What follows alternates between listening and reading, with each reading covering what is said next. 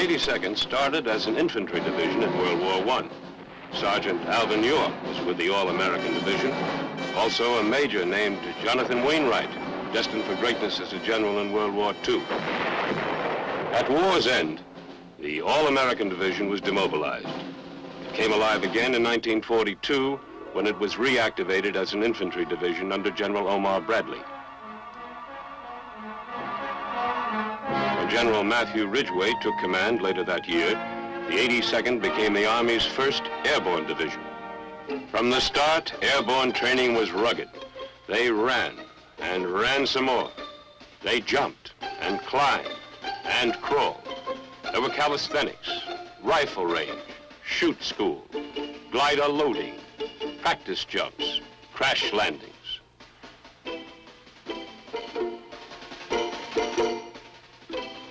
Training was continuous from Fort Benning, Georgia to the sands of North Africa. The men of the 82nd were learning what it meant to be really combat ready. And ready they were when the first mission was announced in July 1943. Blowing up clouds of desert dust, they took off from North Africa and headed out over the blue ocean. Ahead was their first combat jump.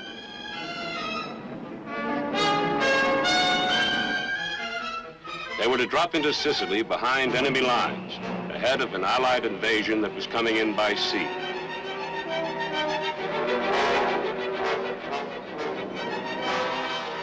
The men of the 82nd advanced 150 miles in 6 days.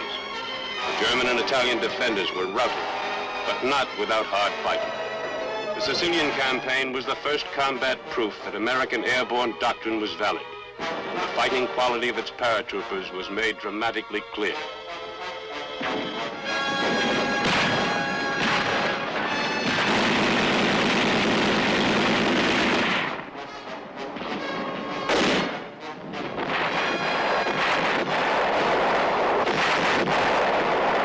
The next jump came soon afterward. The Allies had landed at Salerno on the Italian mainland, but the bridgehead was in trouble, so the 82nd went in. The Germans, some of Hitler's best troops, fought savagely with everything they had.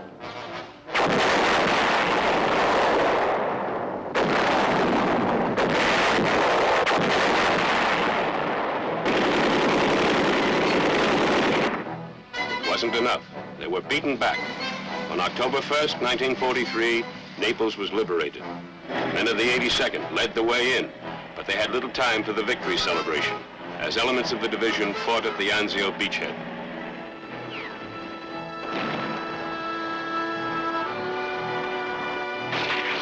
They pursued the Germans into the Apennine Mountains.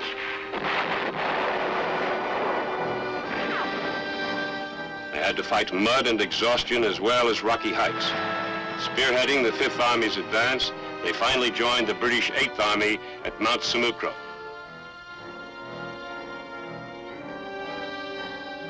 Then the 82nd was relieved and sent to England. This was their first real breathing spell since Sicily.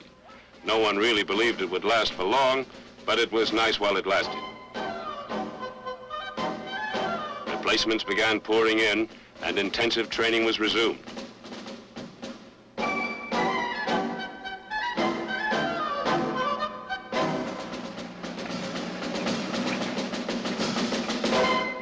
The biggest jump of all was coming up, into France, to smash the walls of Hitler's Fortress Europe. Once again, they were going in ahead of the ground forces. The 82nd Airborne, the new 101st American Airborne, and the British 6th Airborne. The German army was taken by surprise, but not completely.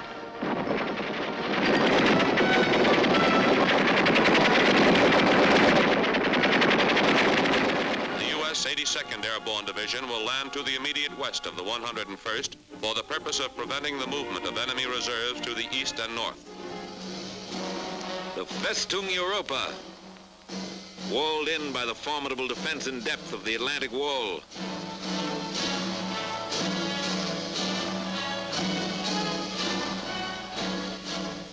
Mined, trapped, bristling with gun emplacements and fortifications.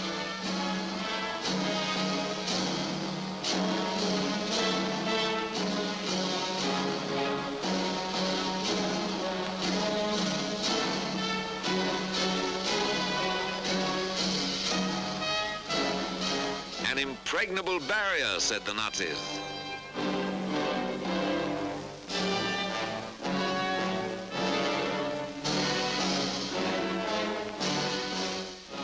The combined chiefs of staff decided that frontal assault alone would not crack Fortress Europe. The Atlantic Wall must be vaulted and the cracking process begun from the rear.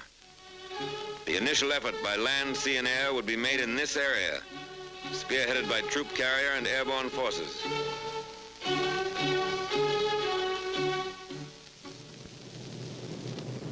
But before the D-Day, there must be a number of lesser D-Days. The first large-scale airborne operation was performed in conjunction with the assault on Sicily, 10 July 1943. Taking off from fields in Africa for dropping zones in Sicily, troop carrier units transported by glider and aircraft, units of the 1st British and the U.S. 82nd Airborne Divisions. Almost a year before this operation, a troop carrier group transported a parachute infantry battalion from England to start the invasion of North Africa. But the invasion of Sicily was the first real test for troop carrier units, which had trained in maneuvers in Texas, the Carolinas, and England.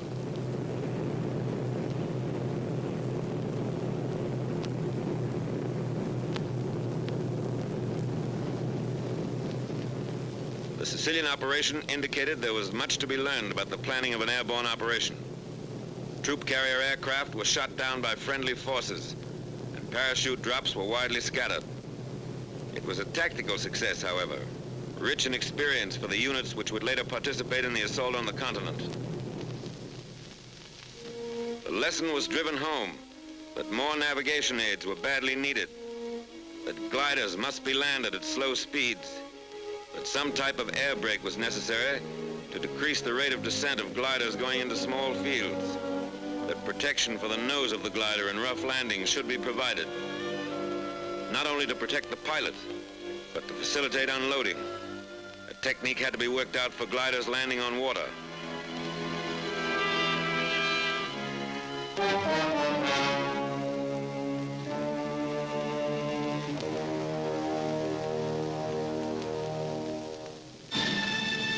To the lessons of Sicily was added the experience of the highly successful operation in the Markham Valley of New Guinea, in which troop carrier and airborne forces showed the practicability of a well-planned daylight operation.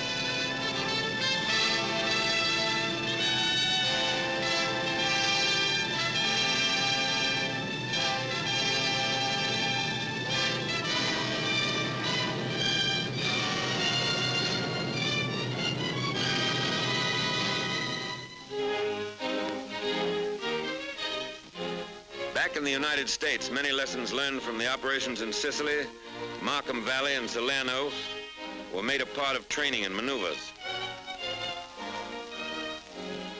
The Griswold nose was developed to protect the glider in rough landings. A parachute arrestor was adopted to permit landing the glider in restricted areas.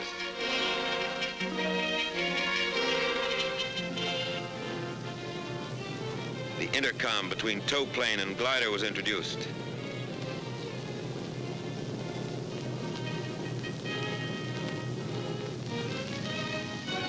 Blitz landings were out. Glider pilots were taught a slow, constant rate of descent, with a slow landing to a precise spot on the ground.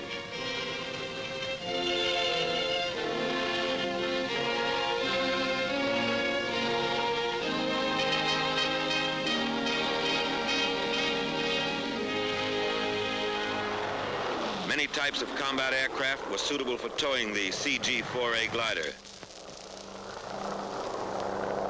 The B-25 was used. The P-38 performed its task well.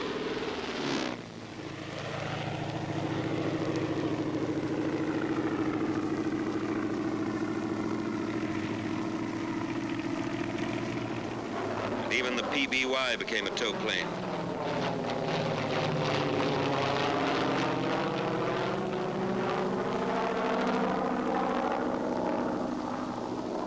Note the takeoff of the PBY before the glider.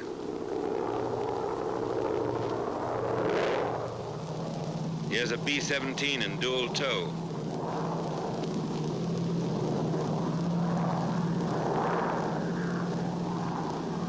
And a triple tow by a C-54.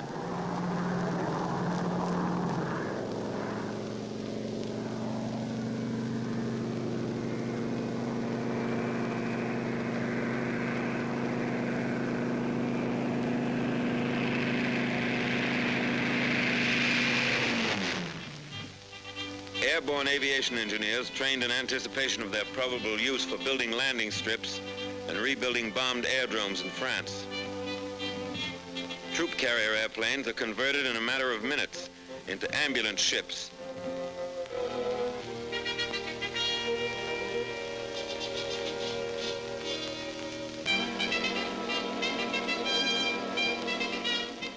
And from lessons learned overseas grew the doctrine expressed in War Department Circular 113, employment of airborne and troop carrier forces.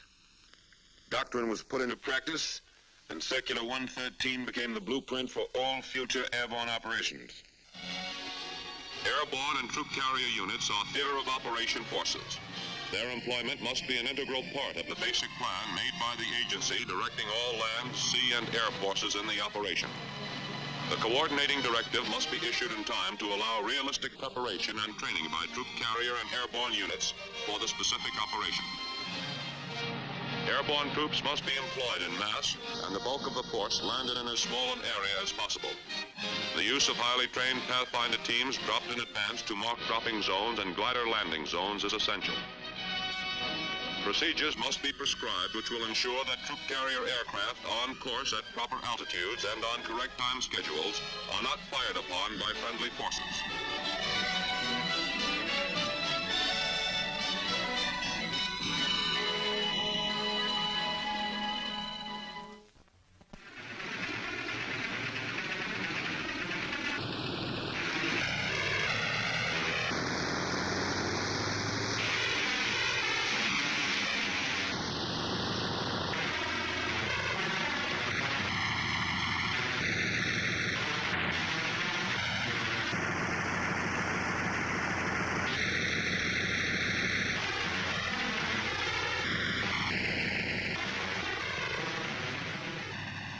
Pilots and the staffs of operational training groups, which were committed to the United Kingdom, were trained in flying procedures of the United Kingdom before they left the States.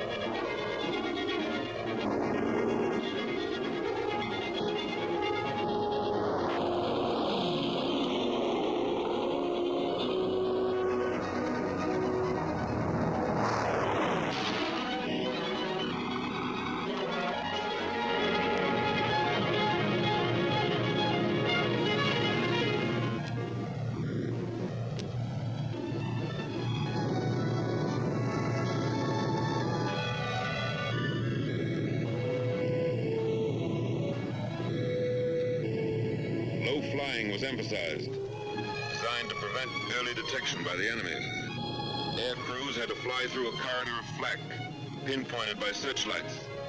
Every aspect of operations in the United Kingdom, flying control, air-sea rescue, supply, British navigation, weather, all phases of theater training were covered before the units departed overseas.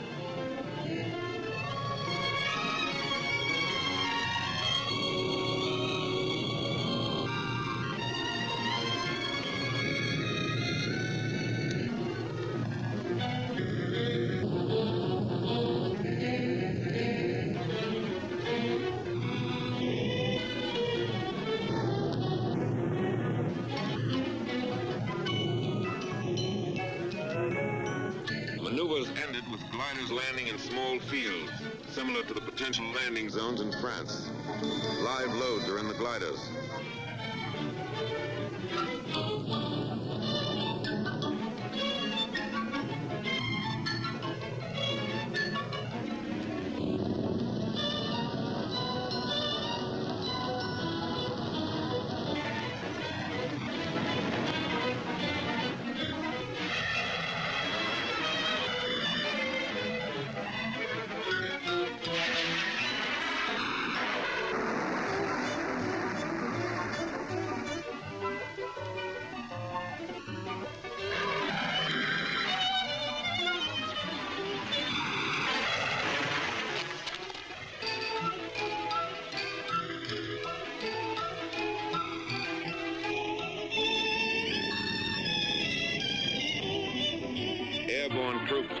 their specialized tactics. Glider pilots are trained to stay in action with them until evacuated.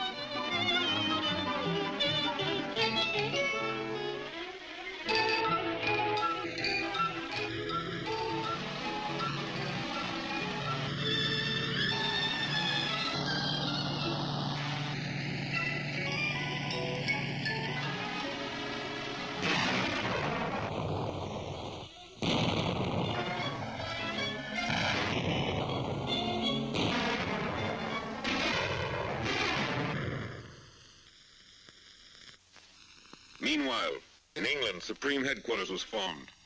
The planning phase changed to the manning phase. The Airborne Planning Committee, headed by the Air Commander-in-Chief of the Allied Expeditionary Air Force, was composed of representatives from all the services involved in the airborne operation: Navy, ground, and air, as well as the Troop Carrier Command and the Airborne Divisions concerned. British ground crews helped assemble their own horse gliders before turning them over to Troop Carrier.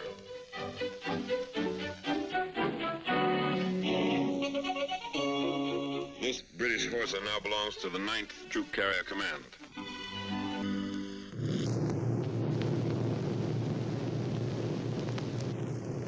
Each group now had 73 aircraft instead of the normal 52. The troop carrier force of 3 wings and 14 groups contained 1 experienced wing and 5 combat-wise groups from the Mediterranean. 3 planes in each squadron are equipped for aerial pickup.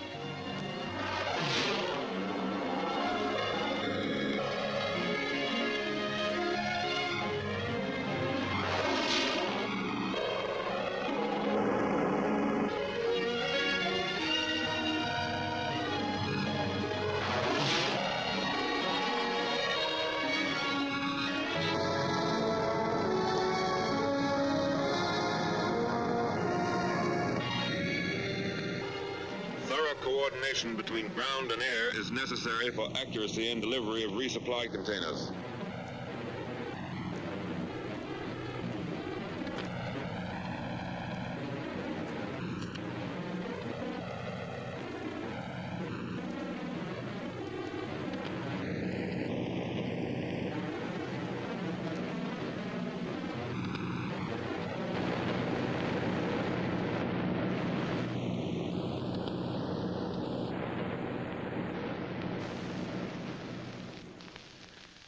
These men are pathfinders, a combined team of troop carrier crews and parachute technicians who will drop on objective areas and set up homing devices for the main aerial convoy.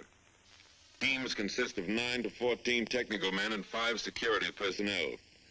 The Pathfinder School, starting without precedent and table of organization, and with little equipment, turned out 50 trained troop carrier crews and 260 British and American airborne officers and men by D-Day.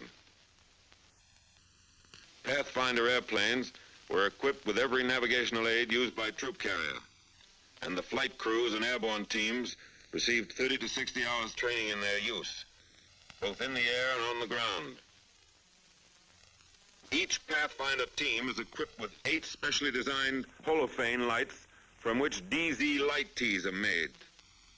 By D-Day, crews who had lived, trained, and were briefed together could navigate under instrument conditions to within 600 to 800 yards of a pinpointed position in unfamiliar territory.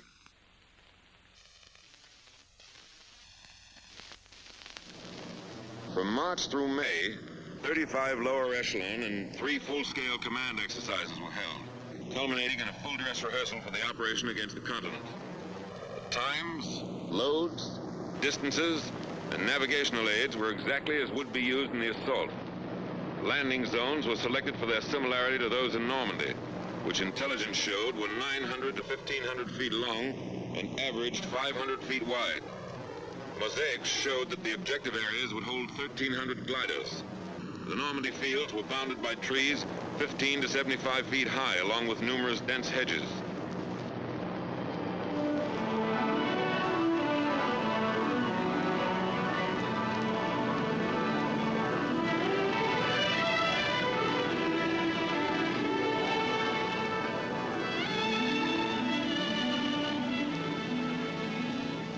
Glider pilots were allowed to choose their own fields, and release was made at heights from 800 to 1,000 feet.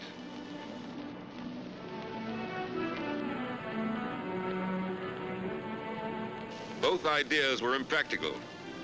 The high release made the gliders more vulnerable to ground fire and sacrificed accuracy. And when each pilot chose his landing field, there were too many conflicting patterns. Following this maneuver, it was decided that leaders were to choose the landing field for the three other gliders in his element. And the release would be made at 400 to 600 feet.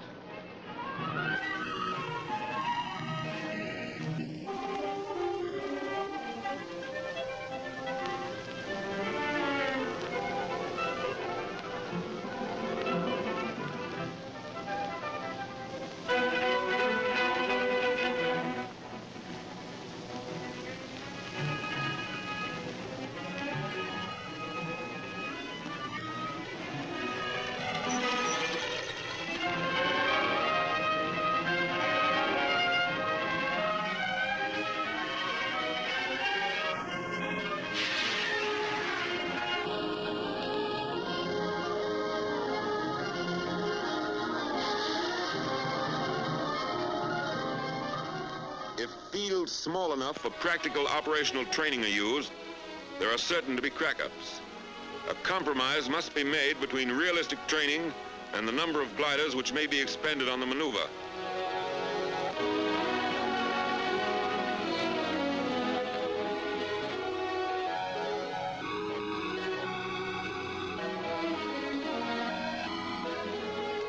One reason the percentage of Horsa crack-ups was to be so much higher in the actual operation was that a sufficient number were not available for extensive practice in full-load landings into small fields.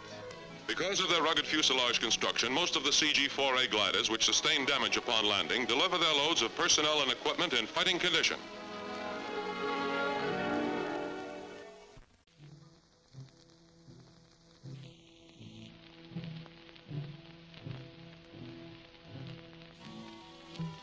Airborne infantry file into buses for their last land-borne ride until D-Day.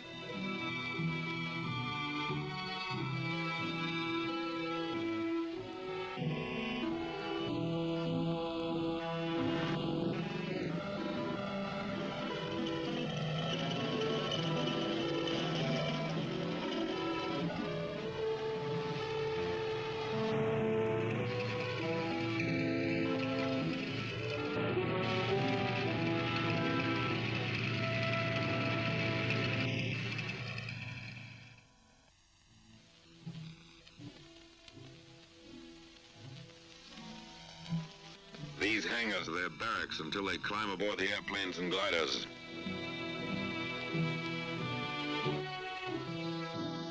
New equipment is issued.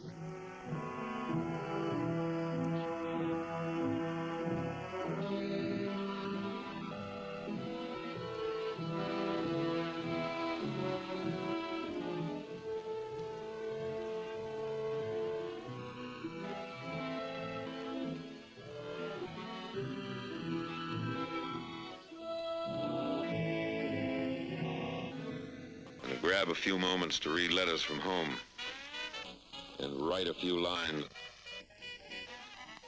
But this is business, and you want to be sure you're in business when the time comes. So you take inventory of your stock and trade and keep everything clean and shining and ready. Overnight, the ships blossomed out in their new war paint. On D-2, invasion markings were applied. Another lesson from Sicily.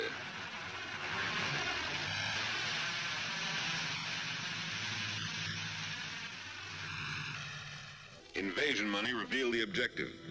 By now, the High Command insisted that individuals should know their destination.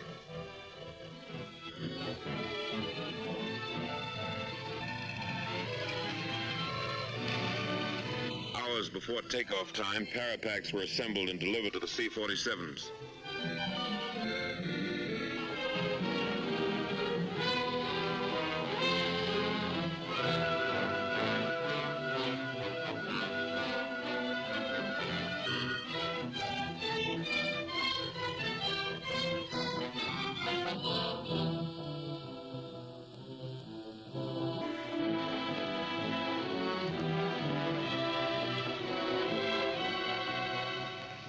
LSTs receive their quotas of troops who will cross the beaches and move forward if troop carrier and airborne have done their job. One glider regiment of the 101st was to go in by boat, as were some attached and supporting units of both divisions. The lift, or the required aircraft and gliders, was not available to put them in by air as early as needed. D-Day -1. And time narrows down. Gliders for the first night's operation are assembled for the takeoff. Glider pilots are told to assemble at division headquarters after landing for evacuation to England. An airborne general has a final talk with his men.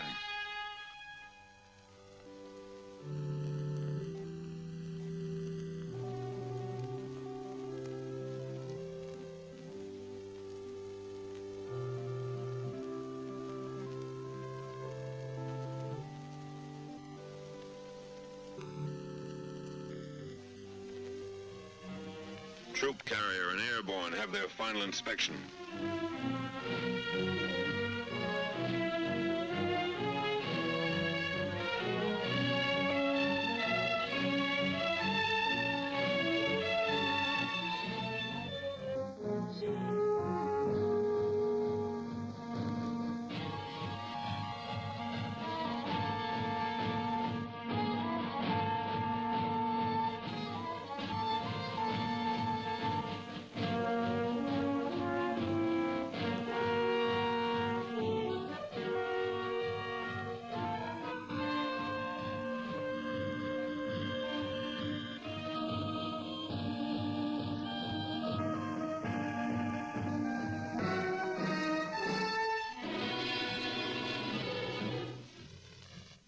More than a dozen fields, paratroopers marched their ships.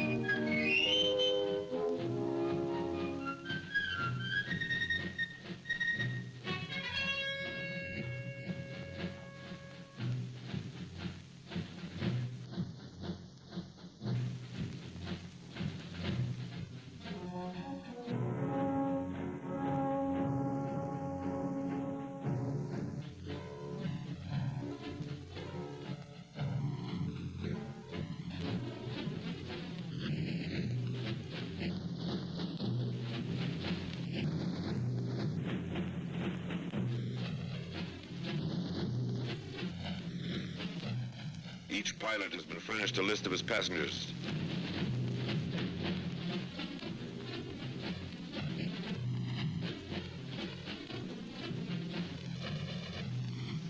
Parapacks are checked.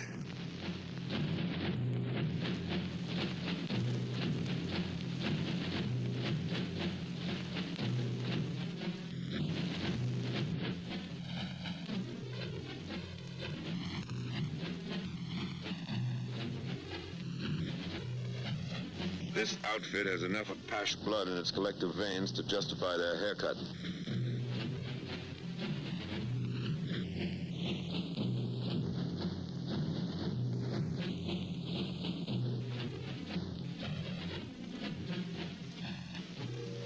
There's a message from the Supreme Commander.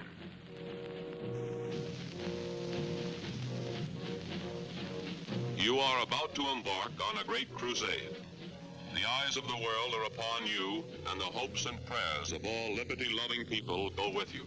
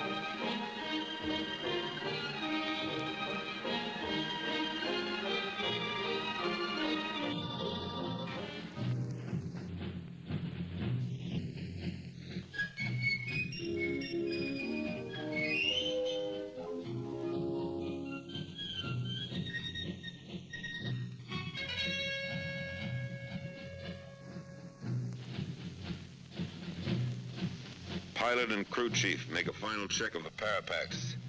And here's another final check, this time by the jump master just before the men go aboard.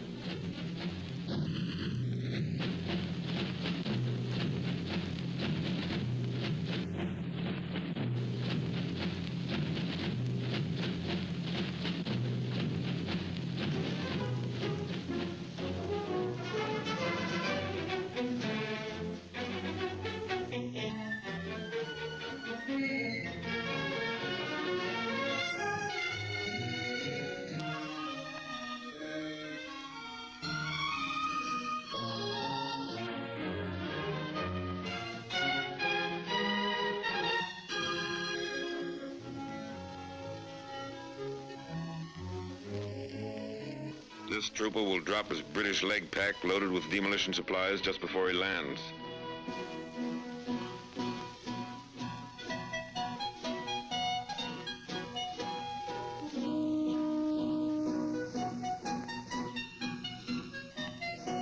Dusk. Pathfinder teams board the ships that will show the way into enemy territory.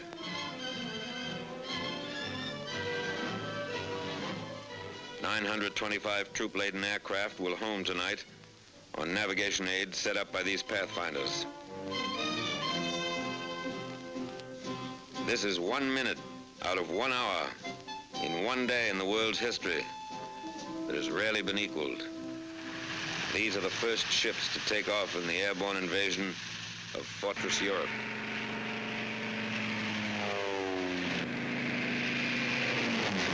First Pathfinder ship is airborne at 21:54.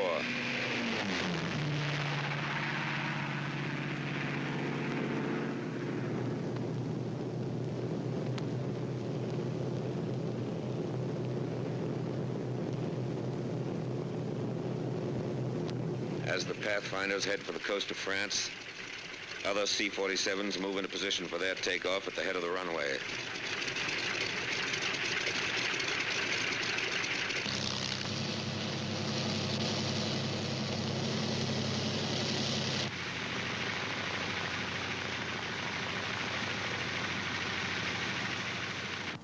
Minutes after the Pathfinders take off, the first serials of C-47s follow on the invasion path.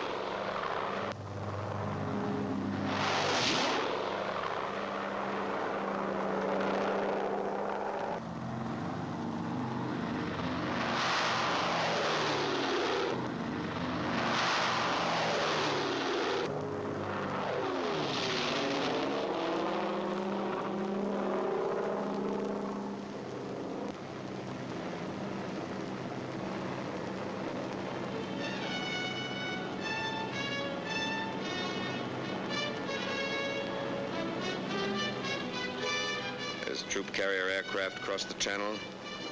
The Allied invasion fleet has already weighed anchor.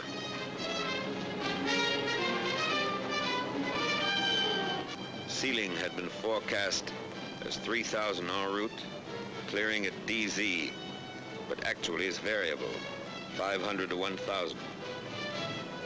Visibility is poor. Stand up. Hook up.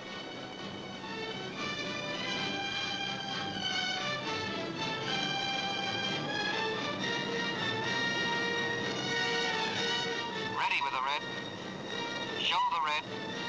Stand to door. Ready with the green. Show the green. Go.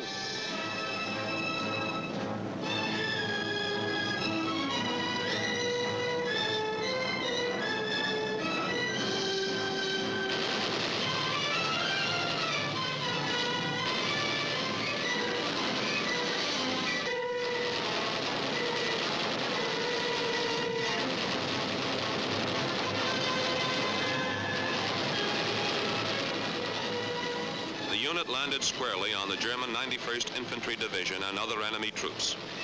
These enemy units were on maneuvers and were already occupying their assigned offensive positions.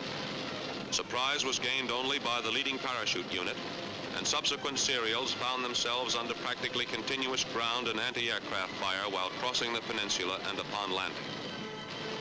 821 airplane loads, 13,000 paratroops were delivered into DZs in less than 2 hours.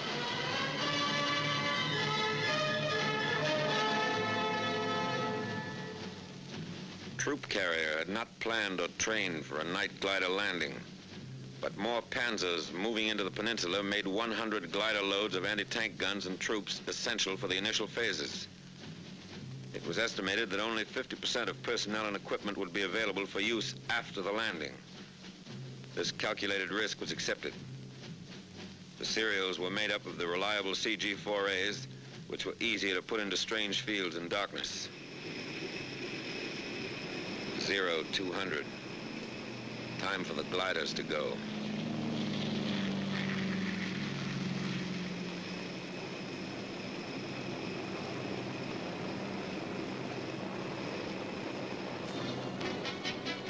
All right, Cloud, approaching LZ.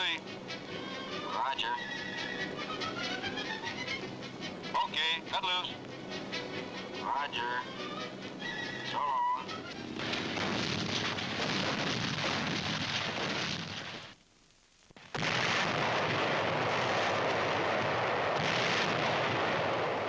The coastal defenses are softened up for the beach landings.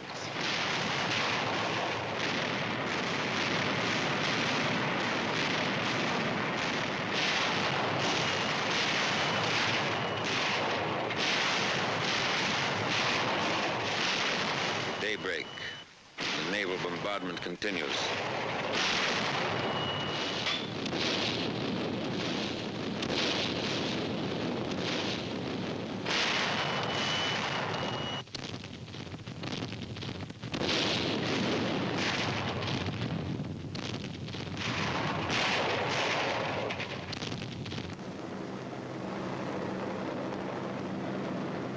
Marauders went in ahead of the troops to blast enemy coastal installations. Priority number 1, air supremacy, had been obtained a long time before D-Day. The 8th and 9th Air Forces had accomplished that. Standing offshore, the invasion craft wait as Allied planes blast the coast.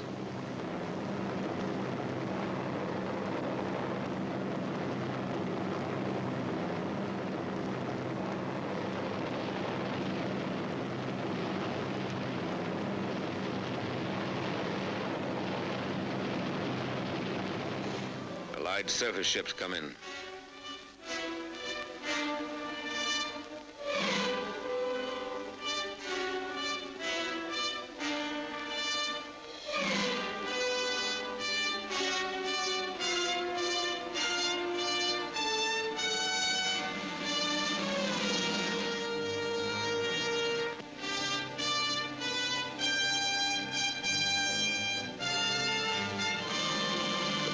Go on to the next phase, the bombing and crippling of roads, bridges, waterways, railheads, the isolation of a battlefield. And the battlefield is isolated. No German reserves come through to the coast in any strength. The beachhead holds and grows as the Air Force piles up a record number of sorties.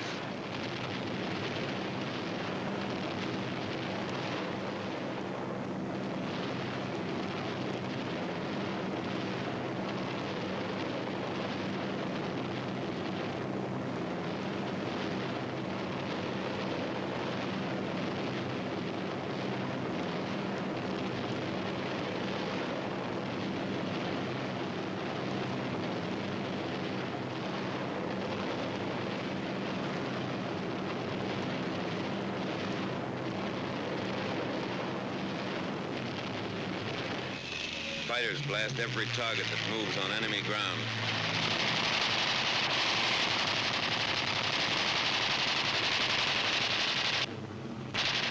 Any target of opportunity is legitimate prey. Record sorties are flown by the fighters on D-Day.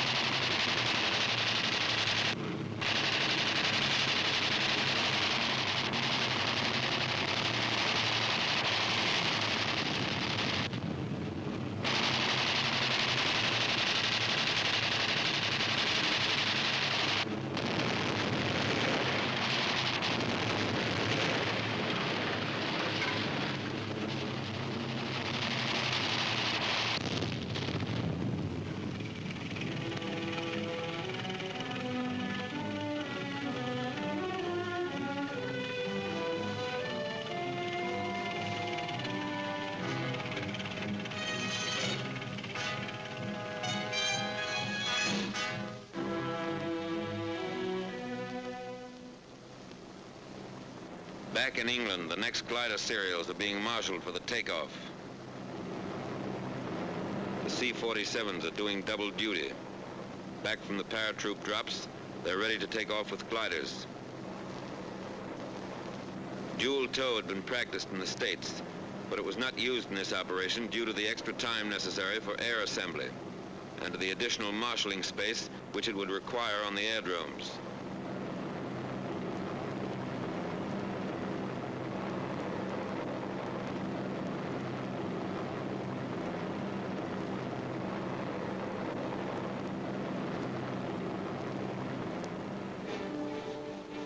Hard-pressed paratroopers who went into action in darkness earlier today are depending on reinforcements and heavier equipment, which will be delivered by these glider serials. 3 groups of fighter cover are in takeoff position at airdromes to the south.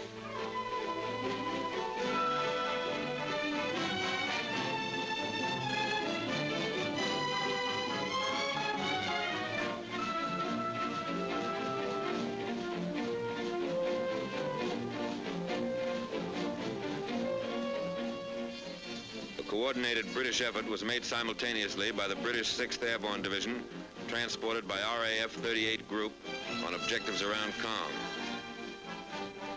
Particularly interesting was the delivery of 8.5-ton tanks of a Recce regiment in 30 huge Hamilcar gliders. 29 of the 30 tanks were in action within 10 minutes after they were landed.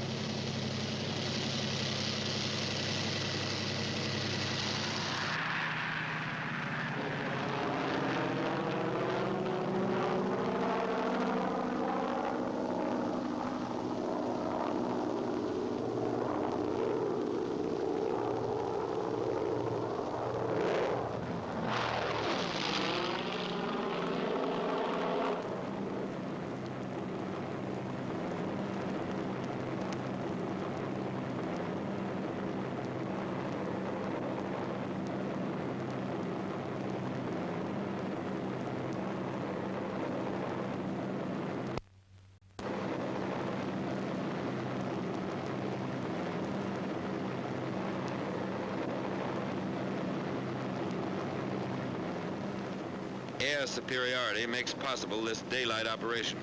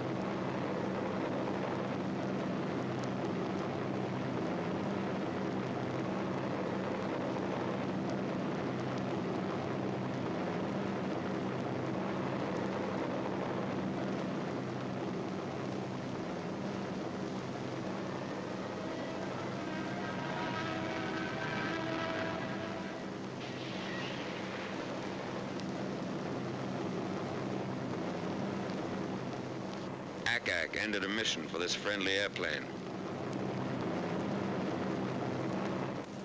Two-way traffic, and it's congested.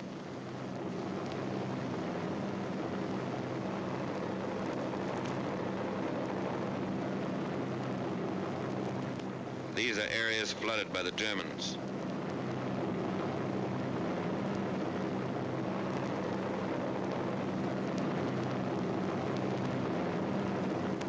Parachutes and gliders from the previous serials.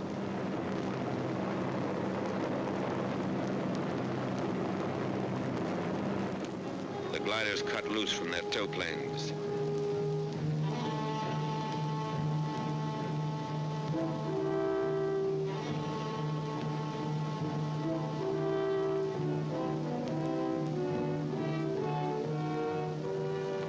We have fighter cover all the way to the landing zone. Not even a lone German fighter was able to sneak through.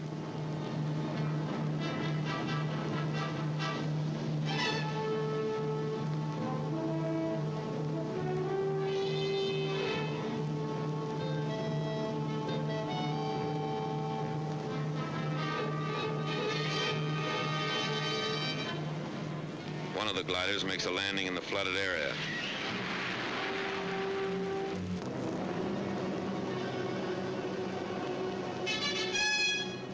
Here are the staked fields intelligence warned us about. The traps consisted of poles 12 to 15 feet long.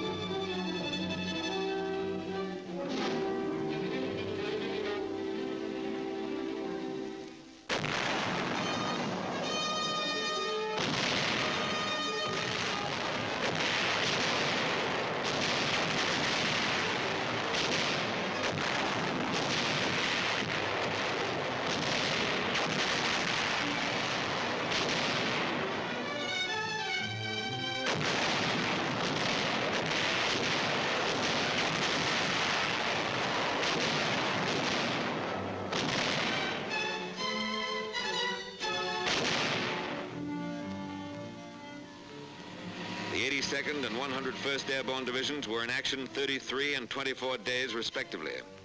The 82nd, having captured Sault-Mère-Église and secured the bridgehead across the Mer de Ré River, destroyed other river crossings, protected the flank of the 7th Army Corps, and drove west to the Douve River. The 101st seized the areas assigned it, destroyed bridges, and drove on to Carentan to establish a defense area there.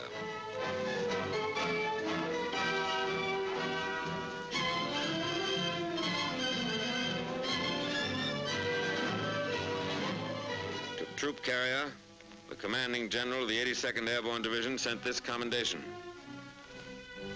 Under most difficult conditions, including landing under fire in enemy-occupied terrain, glider pilots did a splendid job. On the ground, they rendered most willing and effective service, providing local protection for the division command post during the most critical period when the division was under heavy attack from three sides. Please express to all elements of your command who brought the division in by glider or parachute, or who performed resupply missions for us, our admiration for their coolness under fire, their determination to overcome all obstacles, and for their magnificent spirit of cooperation.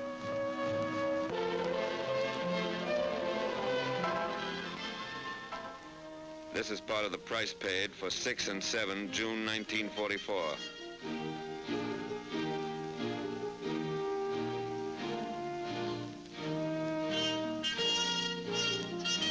1,662 troop carrier airplanes were dispatched in the first 24 hours of the assault. 43 were lost and 311 damaged by small arms fire. A lot happened here that cameras could never get. But a corporal with the Pathfinders remembers. We were covering the landing of the first bunch of gliders. We were pinned down by German fire across the field. As the men came running out, they stepped right into it and started to drop all around us. The German cannon blew one glider right apart. A veteran glider pilot. A night glider operation means more landing casualties and extreme difficulty in unloading. It is certainly not desirable if a dawn or dusk landing is at all practicable. A power pilot. I flew in a parachute serial the first night and the navigation aids really worked. But I couldn't see the light T, which was supposed to be on my drop zone. A War Department observer who entered combat with one of the airborne divisions. Troops were dropped generally in the vicinity of the DZs, but were badly scattered. It appears that prearranged supply systems are not flexible enough for airborne combat. Supplies should be dropped as called for by local commanders rather than dropped in mass. Large-scale parachute resupply drops are wasteful and should be restricted to emergencies. More attention should be paid to switching over to ground supply as soon as possible. A troop carrier liaison officer.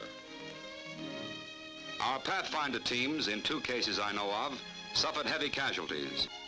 The light Ts, which we expected so much help from, were only 10% operational due to enemy fire. 50% of the resupply drop landed in enemy hands.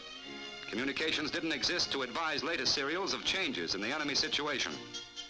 Troop carrier operations and communications personnel should move with the first parachute or glider units. 89% of the horses and 50% of the wackos crashed in landing. But 75% of personnel and equipment were ready for combat.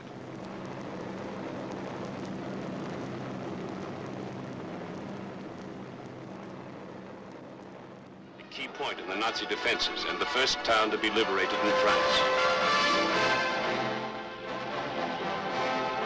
It was a slow process. They had to bleed for every town, field, and hedgerow. The 82nd fought for 33 days without relief or reinforcements. The enemy wished they hadn't.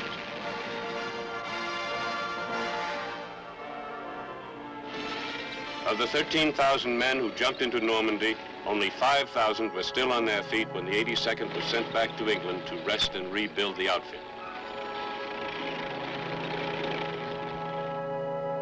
Almost as bad an ordeal was the Battle of the Bulge, when Hitler's Panzer divisions cracked the Allied line in Belgium.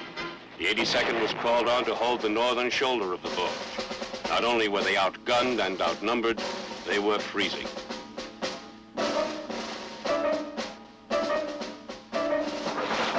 Like their fellow paratroopers of the 101st at Bastogne, the men of the 82nd threw back one desperate attack after another.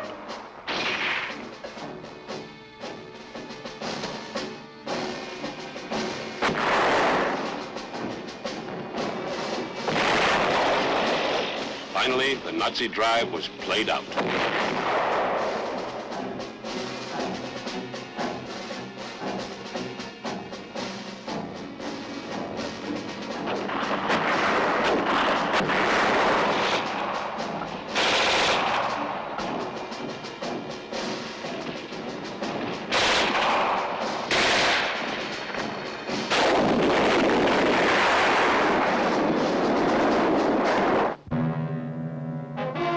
Airborne soldiers stayed on the ground now to race across Germany, scooping up a fantastic number of prisoners, including the entire 21st German Army, 145,000 men.